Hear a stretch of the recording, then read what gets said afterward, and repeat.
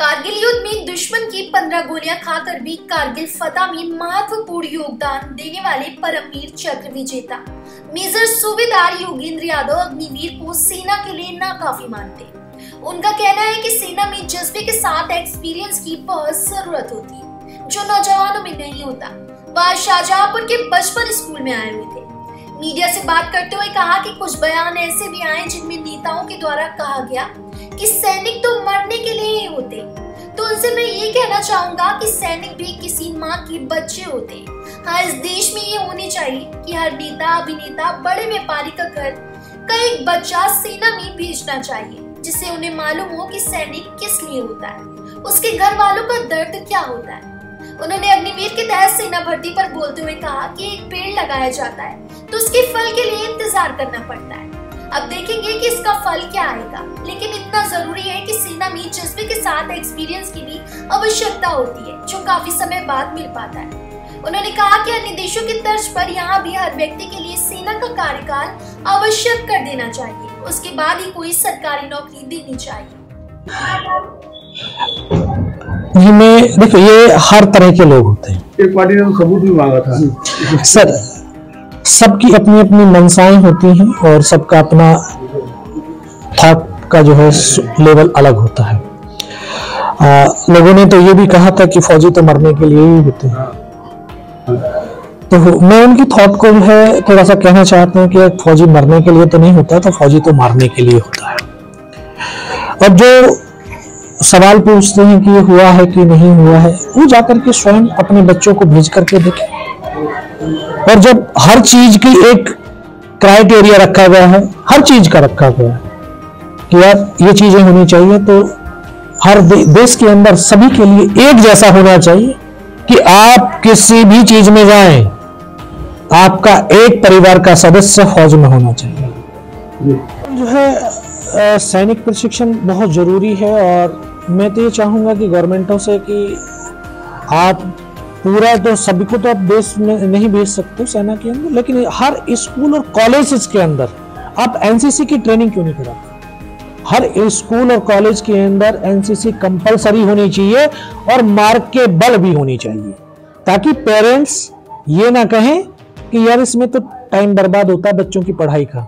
अगर उसमें 100 नंबर की एनसीसी का एग्जाम हो तो वो पेरेंट्स अपना आप भेजेंगे, बोला नहीं एनसीसी करनी है भाई, एनएसएस की जो है आपने रखना है, ताकि उनके अंदर एक सामाजिक उसकी समझ आए। और समाज के प्रति जब समाज और राष्ट्र दोनों ऊपर उठेंगे तभी तो एक मानवता ऊपर उठती है। ये सर आने वाला समय बताएगा। अभी अगले 8 साल के बाद में ये एहसास होगा, पता चलेगा कि जो है हम क्योंकि कोई भी आज अगर बीज डाला है तो 8-10 साल के बाद उसमें फल लगते हैं, फूल आते हैं, तो तब उसका एहसास होता है कि इसमें किस तरह के फल और फूल आ रहे हैं।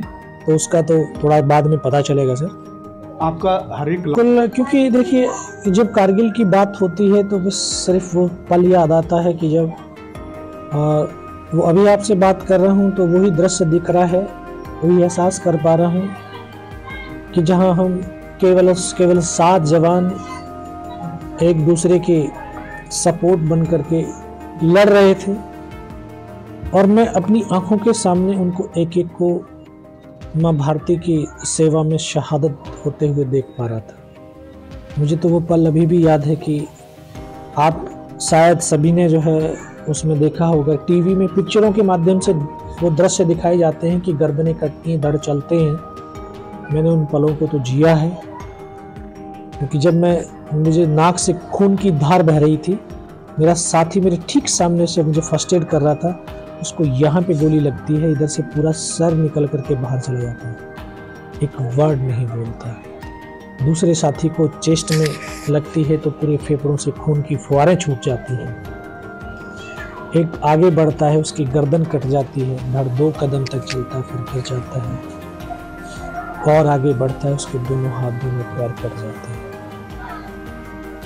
ये एक हिंदुस्तान का सैनिक ही है कि जो इतनी विषम परिस्थितियों के बाद अगर अकेला भी है तो उसके कदम पीछे की तरफ नहीं आगे की तरफ होते हैं। और मैं नमन करता हूं इस देश की माओ, जो अपने बेटे और बेटियों को संस्कार स्वरूप बस यही कहती हैं कि सीने का दूध पिलाया है, सीने पर गोली खाना, कभी पीठ पर गोली मत खाना। तो आज इस देश के वो बेटे और बेटियां अपने माँ के वक्तव्य को सार्थक रखने के लिए सीने पर गोलियां ही खाते हैं।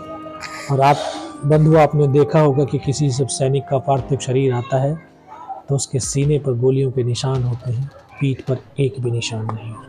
आपका एक बच्चा फौज में होना चाहिए, तब आपके उस फौज के महत्व को, सुरक्षा के महत्व को आप समझ पाएंगे।